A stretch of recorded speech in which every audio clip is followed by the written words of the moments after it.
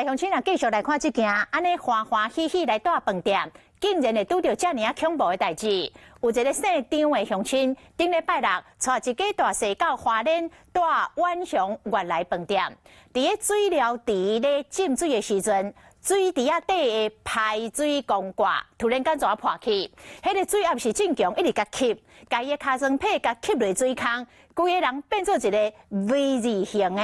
虽然现场有救生员，但是拄啊好去互炸掉咧，根本无看，嘛无听到伊咧喊救人，伊只好是靠家己拼力再拼力，甲家己抽出来，讲差一点点啊，就淹死了。 事发的第4天还是现在这个样子，这边可以看到这个痕迹。这边尻川皮拢乌青，张先生想袂到讲一家伙出去佚佗，就伫个水疗池拄到袂输是全命终结站的经验。坐在那边，我头是淹没的，我连救命都喊不出来。我上去的瞬间，马上又会被拉下去。 代志发生伫花莲万祥原来饭店，本来伫水疗池汹涌就咧沉落去，后来经过差不多30秒呢，伊总算会使重新徛起来。救生员甲其他人赶紧冲进前去甲关心。过了大概15分钟，看是教练的游泳池负责人解释什么水管。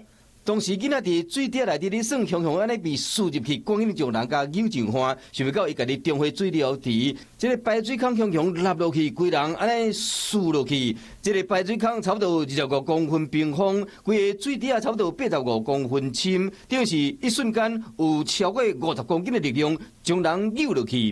2年级以下的孩子，他的身形瘦小，就吸进去了。 直接就进去成为失踪人口了。水疗池有时甲救生员嘛无看到，这个姓张的查甫人想办法自救，真无简单才徛起来。要不对了这款代志要安怎较好？从侧面离开的话，被吸附住的部分，因为它水流已经流动了，所以这时候它所产生的压力就不会这么大。 已经指控所有饭店的人员，各户人继续入去游泳池，今嘛业者嘛出面回信哩。那因为泳池的这个设备跟水疗池的设备呢是不同的系统，泳池的设备是安全的无误。所有业者讲要减免伊的房间钱，店过呢爱开100块的运费，将袂记扎转去的游泳裤寄转去，伊无想要接受，已经报警拍算要加告。 因为好好一个人出门去佚佗，耍甲规尻川皮拢乌青，伊希望讲伊是最后一个受害者。Hello， 大家好，我是乃瑜，要教给大家2个任务。第一个，华视新闻的脸书专页，你按赞了吗？还有华视新闻的 YouTube 频道，赶紧订阅起来，还要记得按赞，开启小铃铛哦。